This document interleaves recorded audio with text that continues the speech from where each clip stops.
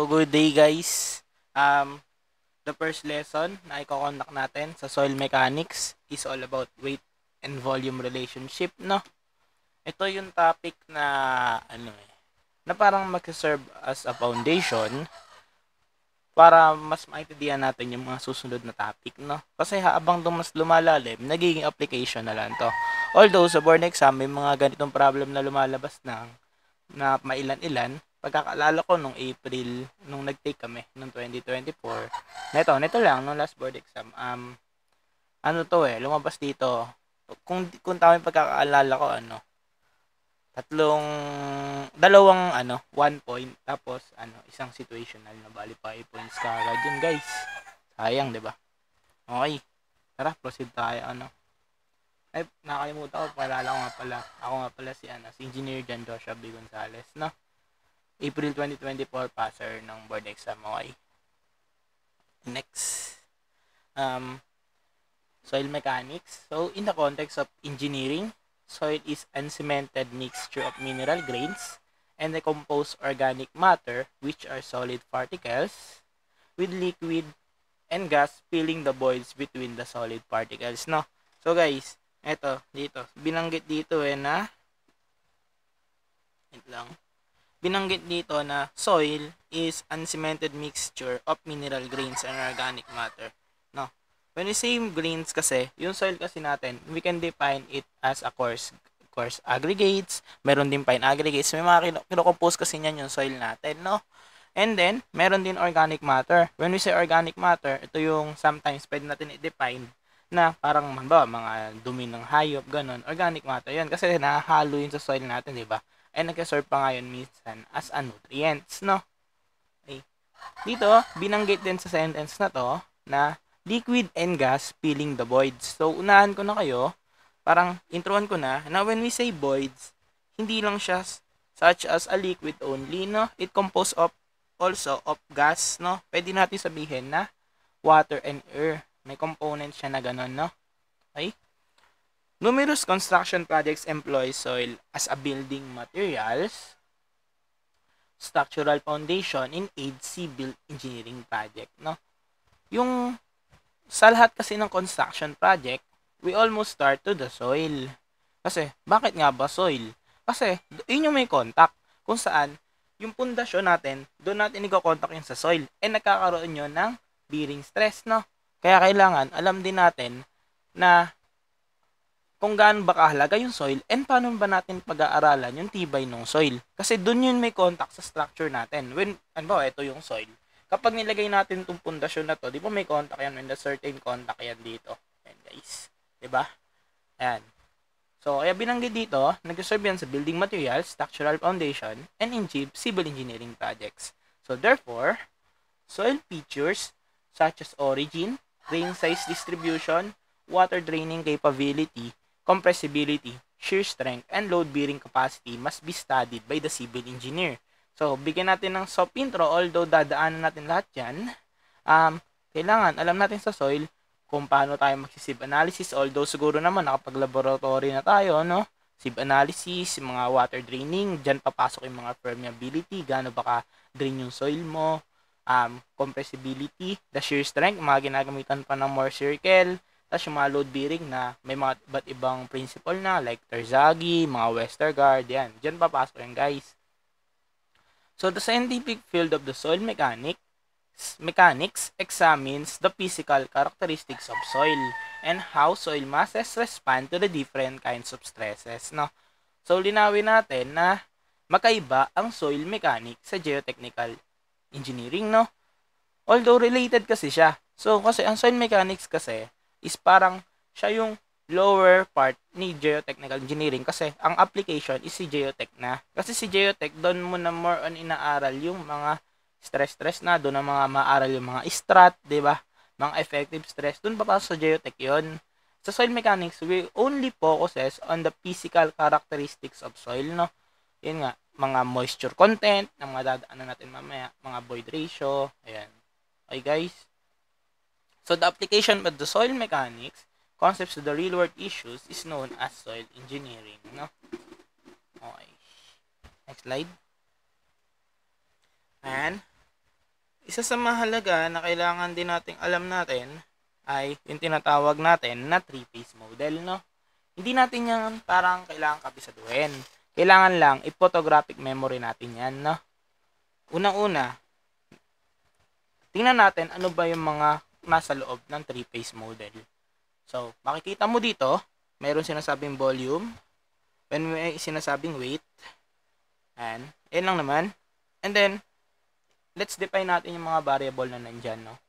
When we say BA, it means volume of air. When we say BW, volume of water. When we say BS, volume of solid.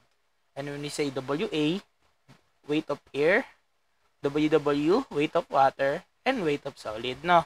Tapos ito naman nakita mo na B and W, meaning lang naman yan, pwede na natin sabihin na volume total yan, saka weight total. Sa ibang textbook, makikita nyo nakalagay BT, saka WT. No? So, eto, define natin. Ito. When we say air and water, kapag pinagsama mo yung dalawang volume na yan, ang tawag dyan ay volume of voids, no?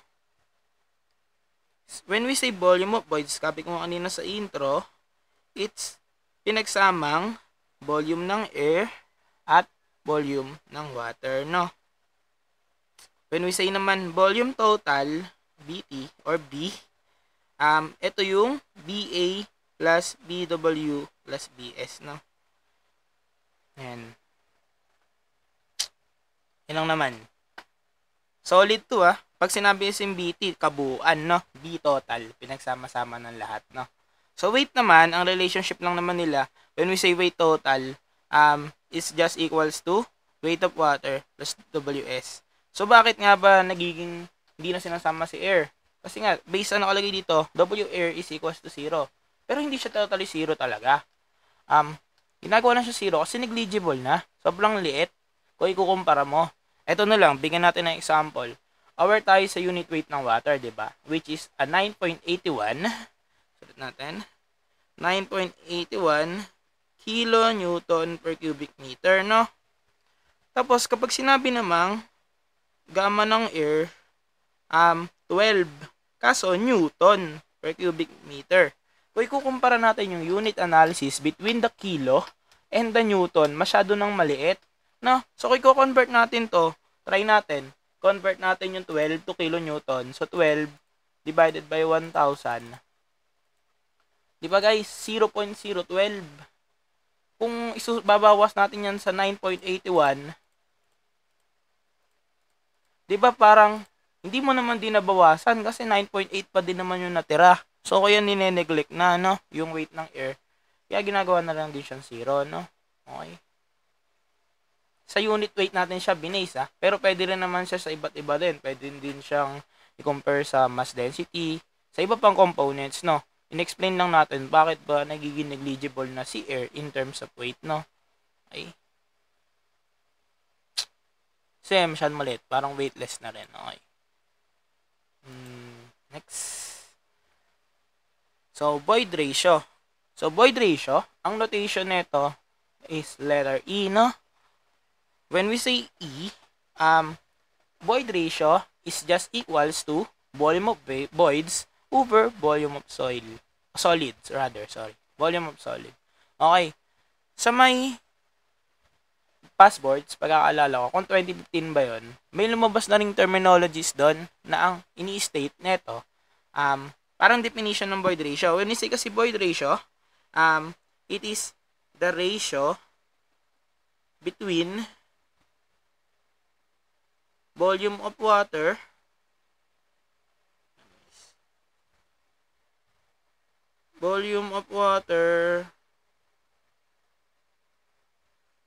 and volume of solid. Pero yung mga ganyan kasing terminologies, hindi yan kinakabisado. Bakit? Kasi kung alam mo yung formula, masasagot mo yan eh. So, di ba, binanggit sa tanong. It is the ratio between the volume of voids. Sorry, mali to. Voids to, guys. Na-typo. Volume of voids. Ayan. Bakit? Kasi kabisado natin. Kung alam natin kung ano yung BB over BS, masasagot natin na void ratio yon. So, ano nga ba yung mas madaling palatandaan para mas makabisado mo yan? Kasi, siguro may mga hindi naman tayo lahat magaling magkabisa. Ako rin, hindi ako magaling magkabisa. So, ano nga ba yung ginagawang technique dyan? So, ang technique na ginawa ko dyan nung board exam, ginawa namin ng mnemonics yan. Ginagamit namin mnemonics dyan is babae pa siya. So, paano ba siya basahin? Ito, yung BB, baba, NE, pag ganun, E, babae, NBS, meaning ba siya. So, babae, ba siya. No? Yan. Okay?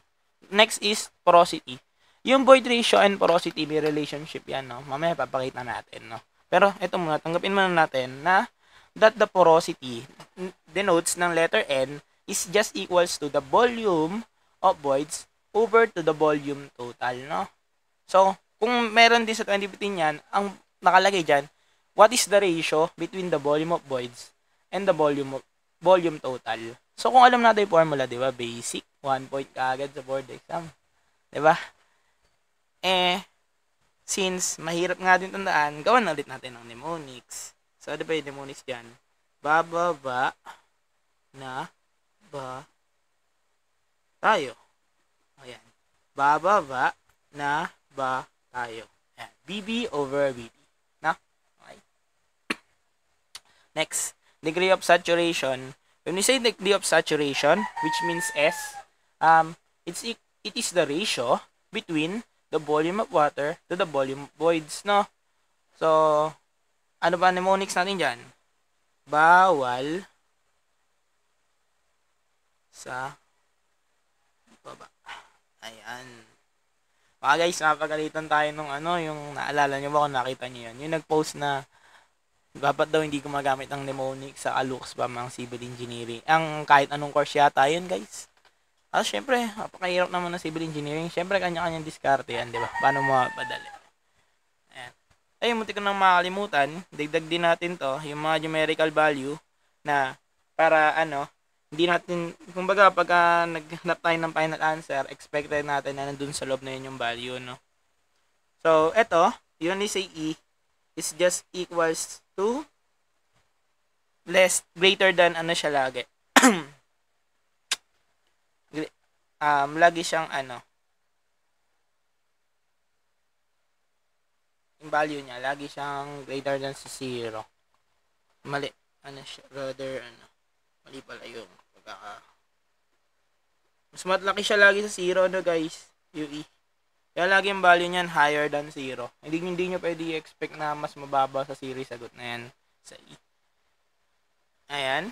When we say N naman, volume of voids to the volume total, ito, pwede to na nasa in between tong to lagi.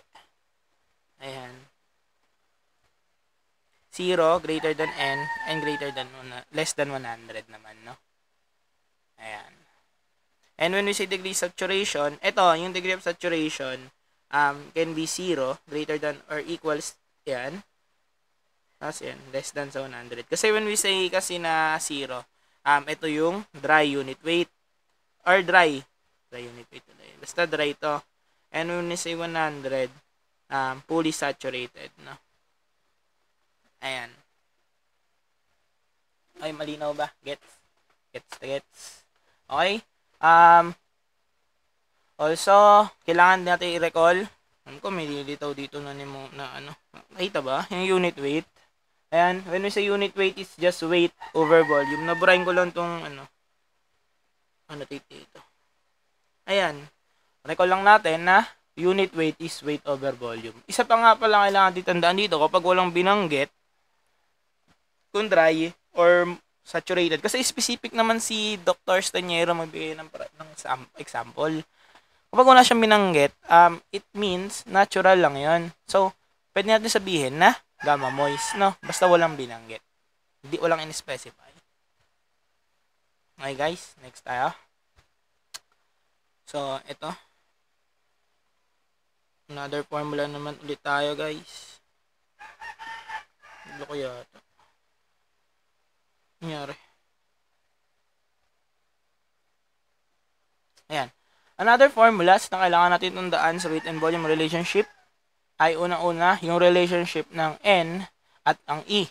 So when we say kasi porosity is just equals to void ratio over 1 plus void ratio. So yung formula na yan, ano yan? Meron pa nga kayong makikita dyan na E na naka-in terms naman ng N na formula. Kaso hindi na yun guys, kailangan kabisaduhin. Masyadong malakas yung calculator natin. Pwede natin siyang shift solve. Although yung calculator ko guys, hindi kasi tayo nakaka-canon. Kasi ang hirap math na emulator ni Canon. Pero yun lang din naman, same lang din naman kasi yan ang function. Tutusin nga, mas malakas pa si Canon kaysa kay Casio eh.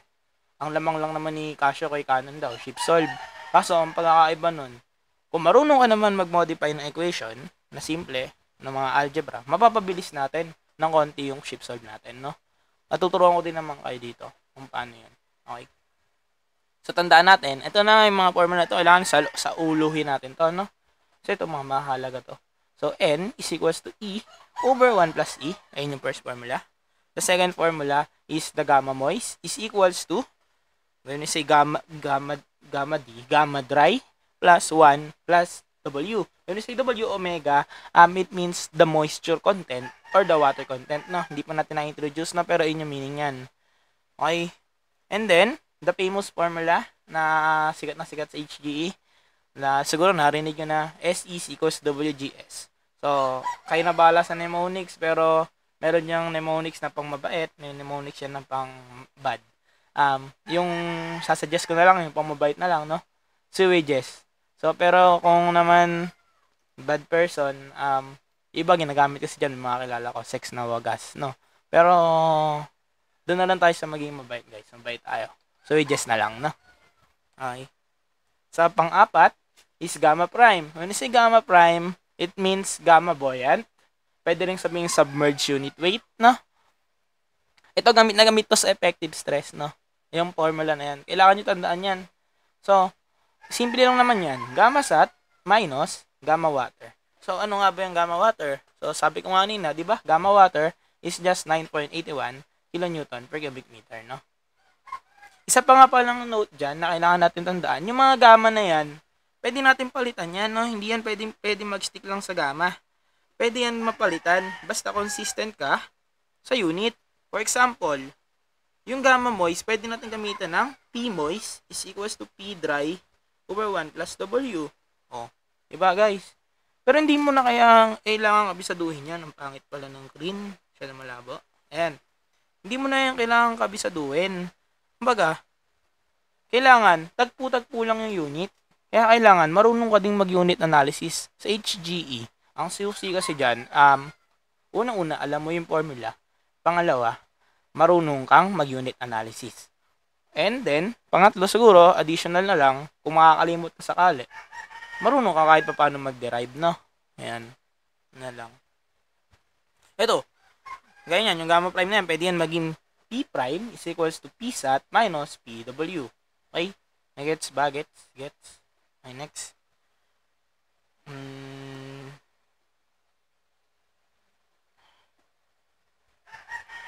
Okay. Ayan. Ito, isang sikat na formula sa HGE. Ito na lang binigay ko. Hindi ko na pinagbibigay yung mga gamma dry, gamma sat. No? Ito lang, general formula. Gamma moist is equals to GS, when you say GS, specific gravity, plus S, degree of saturation, times the void ratio, over 1 plus void ratio, multiplied to the gamma of water. So, kung magtataka kayo, bakit ganyan yung formula? Kasi, yan yung general formula, guys. Kapag alam mo yan, alam mo lahat. No? Kasi ito, example. When we say dry kasi, if dry, let natin. Pangit. If dry, diba? Note S is equals to 0. So, try natin paanakin yung equation na to ng bagong equation. Na although, pagkabisado mo naman, magagamit mo na din naman. Maganda rin naman. Kaso, ito, the best to. Kung ganito na lang yung gawin mong diskarte, no? So, if dry S is equals to 0, so let's say, it is equals to 0, no? So, therefore, ang madiderive natin formula is gamma dry. Copy na natin si GS. So, therefore, plus 0 times E over 1 plus E gamma water. So, ano yung madiderive natin? 0 times E. Di ba 0 yan? Any value or any variable multiplied to 0 is equals to 0. So, therefore, ang manganganak na formula dyan is GS gamma water 1 plus E. Ayan. Kung nakikita nyo to, makikita nyo to sa textbook, itong formula na to. Na dito lang naman din yan galing. No? So, isa pa. Panakin ulit natin. If S is equals to 100. Ito yung fully saturated, no? Palitan natin to. Gawin natin itong 100. So, when you say 100%, pag dine-note natin yun, ano yun eh? 1 equals to 1 lang yan, no? O, kung may trust issue kayo, guys, ano lang yun? 100%. Ayan. Pwede natin sabihin na 1. O, diba? Ayan, may trust issue tayo, guys. Yan. So, 100%. So, therefore, gamma sat is equals to GS plus 1 times E over 1 plus E times gamma water. And when we say, when a value is multiplied to 1, so syempre kinakopy na lang natin. So, matiderive natin formula is GS plus E over 1 plus E gamma water. No? Ayan. Kung makita nyo rin to, ito, isa pa rin itong nasa textbook. Sabi ko nga sa inyo guys, hindi nyo kailangan kabisaduhin lahat ng formula. Pag kinabisado nyo yun, napakadami. Diskarte yan lang, ano? So, ito naman binibigay ko sa inyo mga formula. Feel ko ito lang naman yung mga kailangan. Kasi ito lang naman yung mga binaon ko ng board exam eh. At, okay naman. And, next. Gets na gets. Okay, next. Ito. Let's recall. W is hindi a weight Omega yan. W is a weight of water over a weight of solid, no? Ayun yung pagkuha ng moisture content, no? Pwede natin sabihin dyan na weight of water is yung over mo lang ng weight of solid, no? Sa mga practice problem natin, mas madedefine pa natin yan. And then, ito dinagdag ko na lang to, no? Pero ito kasi, minsan nagagamit to eh. Kasi sa pangatlong tanong, ito minsan yung tinatanong. Ito kasi ICR to. GS minus 1 over 1 plus E. When you say ICR, HCR pala rather. Hydraulic gradient, no? Hydraulic critical gradient, no? So, ito yung GS minus 1 over 1 plus E. Tapos kapag minultiply mo naman siya ng gamma water, gamma buoyant na siya, guys. Ayan. Dagdag nyo na lang din, no? Okay. Next slide tayo, guys. Sana nag-gets, no? Sana nakakasunod, guys. Okay guys, continue tayo guys, no? Continue tayo. Ayan, problem na pala tayo guys. Problem number 1, basahin natin yung problem. Ito yung problem na to, hindi ganyan yung mga tanungan sa board exam. Kasi madalas tanong na naman sa board exam, it's either isa or syempre tatlo kasi situational. Pero dito gusto ko maibigay lahat, no? Para madaanan natin lahat, no? Okay, basahin natin. In its natural condition, a soil sample has a mass of 2,100 grams and a volume of 1.2 times 10 raised to negative 3. Yung unit pala niyan guys, di na ilagay. Ano nyo na lang, note nyo na lang na it is cubic meter, no? Okay. So, after being completely dried in an oven, nilagay daw natin sa oven. No, sa unang-unang binanggit, may natural condition. Pangalawa, may binigay na after being completely dried in an oven, the mass of soil is 2,000 grams, no? Sabihin, nabawasan, nawala yung water, nabawasan ng tubig, no? Yung soil. Tinuyo eh, syempre. Nawala yung mga moisture content nun. And the value of the specific gravity of the soil is 2.18. So, determine the bulk density of the soil. Okay. Unit weight, water content, void ratio, porosity, and degree of saturation, no? So, okay guys. Yung unang-una natin sa solve is the bulk density, no? Okay. So, when you say bulk density, ayan. Ang formula ng bulk density, kung re-recall natin sa hydraulics natin is mass over volume, no? Recall lang tayo, guys, no? Mass over volume. Okay. When we say bulk kasi, ito yung natural density o hindi pa siya nadadry, hindi pa siya moisture, hindi pa siya na saturated. Ano lang, kumbaga, moist, no? Moist. P-moist, kumbaga, ayun. Therefore, substitute lang natin yun. 2,100, yun yung mass natin. No? Kasi natural condition daw, in a natural condition. So, 2,100 yung nasa natural condition natin. Over yung volume, di naman nababago yan. 1.2 times 10 raised to negative 3. So, yung unit analysis natin to, saan nga ba galing yung 2.1? Ito lang naman yan, di ba guys? 2,100 grams times, when we say grams kasi, 1,000 grams is 1 kg. Ayan. Kaya, 2,100 over 1,000, no?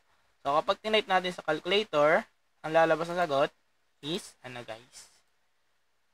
2,100 or 2.1 pala. Kasi na, kilogram nga lang pala natin. 1.2. Paano ba isulat yung times 10 raised to negative 3 nito? Ito yan. Times 10 raised to negative 3. Kung sa kanon yan, na nakalagay dyan, E. No? E. So, guys. Kita ba sa screen? Ito. Yung EXP. Yung EXP, guys. Ayan. Okay. Ano sagot? 1,750 kilogram per cubic meter. Yung unit niyan. No? Ayun yung answer sa number 1. Diba? Ang basic, guys. kg. Ito. Gets na gets yan. Basic na basic sa inyo yan, guys. Okay. It's na. Problem number 2. Unit weight. Problem number 1 pa rin, pero question number 2 pala. So, unit weight naman yung nahanap. So, unang-una, wala uli binanggit na dry unit weight ba? Saturated unit weight ba? So, ang sabi ko kanina, 'di ba? Moist unit weight kapag walang binanggit. Okay? So, recall that the formula of the gamma or unit weight is weight over volume. Recall, according to the Newton's second law, kung napag-physics na ka guys, ito, Newton's second law to. Newton's second law na weight is equals to mg. Madadaanan pa yan. Dadaan din yan sa, saan to? Sa moving vessel, no? Madadaanan niya yan. That weight is equals to ma din. Ano yan? Principle yan ng physics, guys. So, recall na lang muna natin dito. Siguro sa mga susunod na lesson natin, mas may explain natin yan, no? So, substitute natin yung W. Pinalitan lang natin tong W na to, ng mg. So, mgb. And then, mapapansin nyo, may nakita ba yung parang hawig kanina? Ganun. Doon sa problem sa may item number 1, di ba? That the P is equals to mass over volume, no? So, ito. So, pwede natin siyang palitan ng P. So, madederive na formula is rho G. No? Ayan. Sa hydraulics, dinerive naman siguro sa inyo yan sa hydraulics, guys, no? I assume na dinerive ng professor nyo yan. No? Gamma is equals to rho G. And then, substitute lang natin. 1,750. Ayun yung nakuha natin kanina, no? Nung sa item number 1, 1,750 kg per cubic meter times the gravity na 9.81 meter per square seconds. So, unit analysis natin, no? Ito guys, kg per cubic meter times, ito, meter per second squared. Ito, balikan natin, that kilogram per meter, kilogram, ito, shade na lang natin, highlight. Kilogram meter per second squared is denoted as newtons, no? Siya siyang newtons. So, therefore, yung unit niyan is newtons per cubic meter. Kapag yung 1,750 times 9.81 pa lang, no? Tapos ngayon, i-divide natin siya ng 1,000 para maging kilonewton, no? Sana nag-gets ba to? Yung 1,750 times 9.81 over 1,000, no? Teka, isa-isay natin yan mamaya. Times 9.81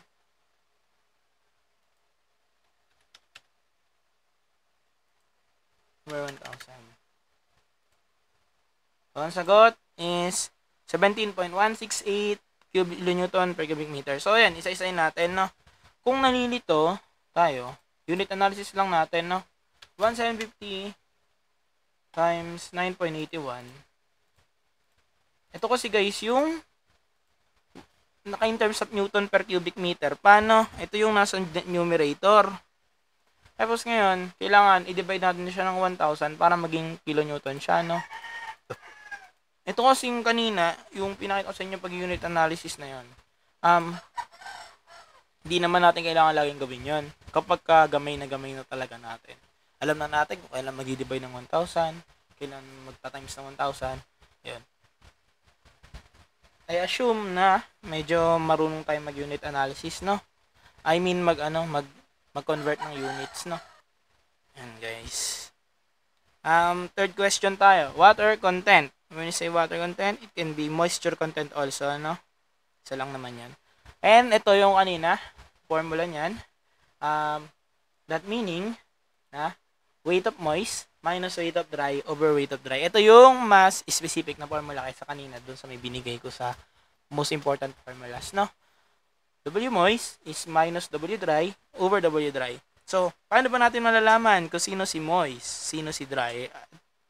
Nang naman yung kailangan natin malaman dyan kasi sasalpak lang natin direct formula. So, when we say moist kasi, di ba? In a natural condition, guys. Basahin sa problem. In a natural condition. So, therefore, yung soil mass na 2,100, it is W moist, no? And then, yung pangalawa, completely being dried in an oven, W dry. So, kung nakapag-laboratory na kayo, di ba ang ginagawa kasi dyan, di ba guys, kukuha kayo ng lupa. Una-una muna, susukatin nyo muna pala yung paglalagyan. It can be lata, ganun, di ba? Tapos, lalagay nyo ngayon yung nakukay nyo na soil, tapos titimbangan nyo ulit yun. And then, i-oven nyo yan for 24 hours. And then, kapag ka-oven nyo yan, susukatin nyo yan kinabukasan, ano ba yung weight? Tapos, saka nyo gagamitin yung formula na to, na W moist minus W dry, over W dry, makukuha nyo na yung moisture content ng soil. Ganun yung paggamit niyan sa laboratory, no? So, tara, salpak na natin. W moist is 2,100 over 2,000 over 2,000. Unit analysis niyan, ano? Ano yan? Walang unit. Kasi, ano yan eh? Grams over grams, no? Ayan, 2,100 grams yan. And 2,000 grams yan. Diba? So, therefore, wala siyang unit. Bali, ang sagot is 0.05 or times natin sa 100 para maging 5%. Okay, guys. Tayo, void ratio. No? Void ratio. So, recall, ito yung formula. Galing to kanina, no? Gamma moist is equals to gamma dry, 1 plus W. Ito nga pala, class. May ano ko dyan, may palatandaan ako para hindi ko rin napagbabaliktad dyan. Kasi yung iba dyan, based on experience, napagbabaliktad nila yung gamma moist sa gamma dry. No? Always remember that the gamma moist is always greater than or mas malaki siya sa gamma dry. So, mostly, kapag kukuha ka ng gamma moist, si gamma dry, kailangan i-multiply mo. Kasi di ba pag may multiplier, mas lumalaki yung value. So, therefore, para mas lumaki yung value, kailangan mag-multiply ka kay gamma dry, no? Para hindi ka malito. Yan. Ganun, palatandaan dyan, guys. Okay? Salpak tayo ng formula. Nakuha na natin recall natin yung formula na to, that gamma dry is GS gamma water 1 plus E. Galing lang din yan sa general formula na GS plus SE over 1 plus E is gamma water, where S is equals to 0 lang, no? Dinerive natin kanina yan. Okay. And then, isasalpak natin si gamma dry, sa sinubstitute lang to dito, no? Ayan, pinalitan. So, GS gamma water 1 plus E over 1 plus W, no? And then, kailangan natin hanapin si void ratio. Si gamma moist, na-compute na natin kanina yan. 17.168. Si GS, given. 2.18. Si 9.81, gamma water yan. 1 plus E. Tapos si W, na-compute na natin kanina. O, yan. Ayan, guys. Diba, ganyan yung mga pagsubok nyo. Kapag yan, sinip solve mo, mostly, matagal yan. Kasi nasa denominator. No? So, ano nga ba yung diskarte dyan? Kung ako yung magsosolve niyan, ganito gagawin ko yan, guys. 17.168, iaangat ko si 1 plus, ayan, iaangat ko yan, no? Nasan ba yung alpha dito? Ayan. Iaangat ko yan, inangat ko yan, papunta dito, guys. Ayan, itinabi ko. Tapos ako siya solve ngayon. Alpha equals 2.18 times 9.81. Tapos, saka ko yan iwa 1 plus 0.05 na, guys. Saka ko siya shift solve. Ang isa pang diskarte siya shift solve, kailangan i-assume natin yung value na malapit. So, ang isang clue dyan, kapag may choices, gumamit ka ng choices. Yun yung gamitin mo na shift solve, no? Sa choices, no? Pero since wala sa choices, siguro, ayan, okay na yun, no? General input, sakto. Kung lalagay naman natin, 0.5, sabihin natin, kaya 0.69, mga favorite number. Yan, yun yung sagot. 0.308. The next is porosity.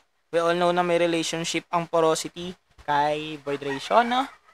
So, therefore, N is equals to E over 1 plus E. Rekta-rekta lang yan. Salpak, 0.308 over 1.308. And, ito yung sagot. 0.235 or 23.5%. And the last one is the degree of saturation, guys. Degree of saturation, recall the formula Sewage, no? Sewage. So, S is 0.308, 0.005, 2.8. And kagaya nyan, guys. Pwede mo yan hindi na i-shift solve, no? Basta marunong ka lang. 0.05 times 2.18. Ganito lang gagawin mo dyan. Ay, magpindot ko yung enter. Ayan. Tapos, over mo sa 0.308. Sagot, 0.353 or 35.4%. Guys, isa pa nga po lang diskarte. Kapag magta-type kayo, no? Aba, tatanggalin nyo. AC lang. Kasi bakit? Kapag testing nyo, kahit sa Canon, kapag AC, pag pinindot mo to, ito, mababalik mo yan. Ayan, bumalik siya. Ayan, AC. Ayan, naibabalik natin, no? Kung halimbawa, may edit ka lang, na-typo ka, halimbawa lang, nalagay mo dyan, equal, add. Syntax error, no, guys? AC. Kung on pinindot mo, hindi mo na mababalikan yan, re-retype mo na naman yan. Since AC, burahin mo lang to, tapos palitan mo lang ulit ng 8. Diba? Ayan, mga life hacks, no? Tapos, ayan, okay. Feel ko, okay naman na tayo sa problem number 1.